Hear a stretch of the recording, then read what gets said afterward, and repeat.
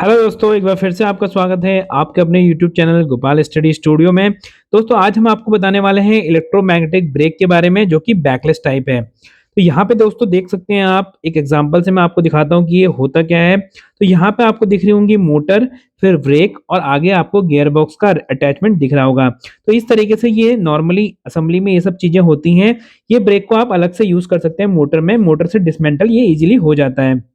अगर मैं ब्रेक की बात करूँ तो ब्रेक के अंदर आपको मिलेगा रोटर, डिस्क और यहाँ पे आपको दिखेंगी कुछ कॉइलें। यहाँ पे देखिए इस तरीके से डीसी से ऑपरेट होता है।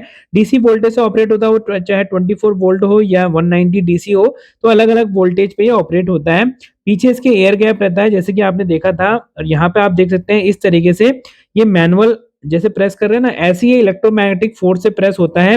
जैसे ये प्रेस होता है पीछे डीसी वोल्टेज से, तो ब्रेक रिलीज हो जाते हैं और मोटर आराम से घूमने लगती है और इस तरीके से ये फंक्शनिंग करता है। तो यहाँ पे डीसी जब भी ऑन रहेगी, डीसी वोल्टेज जब भी मिलेगी ब्रेक को, तो ब्रेक उस समय रिलीज हो जाएंगे, मोटर रोटेट करेगी और जैसे ही वोल्टेज वहां से चले जाती है, वोल्टेज हट जाती है, तो ये इमीडिएटली स्टॉप हो जाता है। जैसे कि आप यहाँ पे देख रहे हैं मूवमेंट हो रहा है जब तक डीसी वोल्टेज है।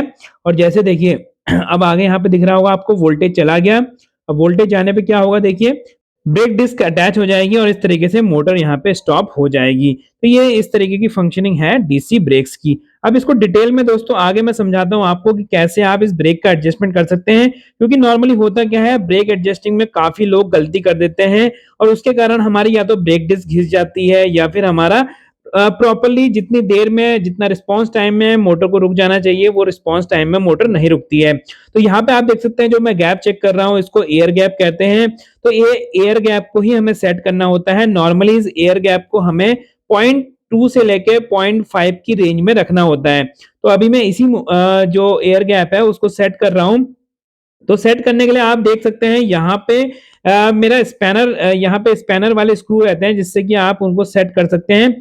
तो इस तरीके से मैनुअली ब्रेक को ऑपरेट करके हम पर्टिकुलरली गैप चेक करते रहते हैं कि ब्रेक रिलीज भी हो रहे हैं या नहीं हो रहे हैं। देखिए मैनुअली अगर हम उसको दबा के रिलीज कर रहे हैं तो ब्रेक ब्रेक रिलीज होने चाहिए उस समय पे, जो कि हमारा नॉर्मली इलेक्ट्रोमैग्नेटिक फोर्स से होता है। तो पीछे के आप एलन बोल्ट लूज करके बीच में स्पैनर से एडजस्टमेंट कर करके ये गैप को, हमें एयर गैप को मेंटेन करना होता है और ये चेक करना होता है कि जो ब्रेक का गैप है वो प्रॉपर है या नहीं है।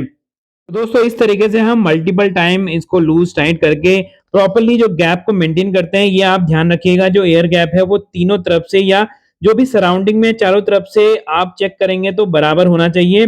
बराबर नहीं होगा तो आपका जो ब्रेक डिस्क होगा वो अबनॉर्मल बियर होगा और उसकी वजह से डिस्क की लाइफ कम हो सकती है। अब मैं आपको खोल के दिखाता हूँ कि ब्रेक किस टाइप से होता है।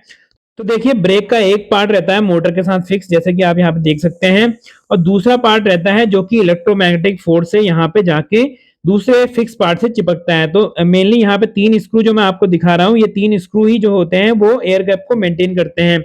यहाँ पे आप देख सकते हैं फ्रिक्शन डिस्क होती है। फ्रिक्शन डिस्क की जो होती है वो एक पर्टिकुलर गियर के ऊपर बैठ जाती है और यहाँ पे पीछे से आप इलेक्ट्रोमैग्नेटिक कॉइल लगा देते हैं। तो होता क्या है, ये ब्रेक डिस्क जो होती है वो नॉर्मली ब्रेक का कांटेक्ट जो होता है वो फिक्स डिस्क से बना देती है, जिसके कारण हमारा मोटर रुक जाती है। जो दोस्तों ब्रेक कॉइल होती है वो डीसी वोल्टेज से ऑपरेट होती है, जैसे कि मैंने बताया था, और डीसी वोल्टेज को जनरेट करने के लिए यहाँ पे रेक्टिफायर लगा रहता है एक ब्रेक कॉइल के साथ।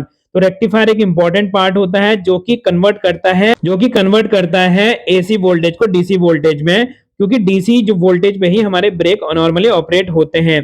कोई कोई एसी पे भी होते होंगे, बट ये जो मैं दिखा रहा हूँ वो यहाँ पे डीसी वोल्टेज से ऑपरेट वाले ब्रेक हैं। तो यहाँ पे देखिए मैं अब एयर गैप को सेट कर दिया है मैंने।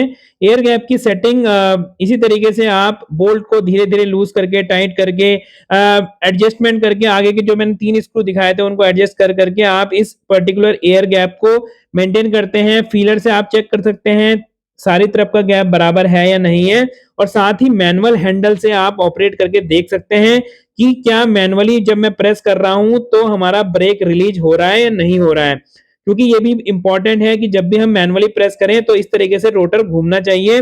अगर दोस्तों मैनुअली प्रेस करने पे, मैनुअली रिलीज करने पे भी अगर रोटर नहीं घूम रहा है तो वो ये ध्यान रखिए इलेक्ट्रोमैग्नेटिक फोर्स से भी नहीं घूमेगा, और उस कंडीशन में मोटर ओवरहीट हो सकती है और आपकी एमसीबी ट्रिप हो सकती है। तो फाइनल सेटिंग होते हुए आप ये ध्यान रखिए कि पीछे के जो माउंटिंग बोल्ट हैं वो लूज नहीं हो। कई बार मैंने देखा है अगर माउंटिंग लॉस कुछ लोग लूज छोड़ देते हैं ब्रेक सेटिंग करने के चक्कर में। तो आशा करता हूँ दोस्तों ये वीडियो देखने के बाद आप समझ गए होंगे कि किस तरीके से इलेक्ट्रोमैग्नेटिक जो ब्रेक्स होते हैं उसकी सेटिंग किस तरीके से की जाती है और एयर गैप का क्या इंपॉर्टेंस होता है।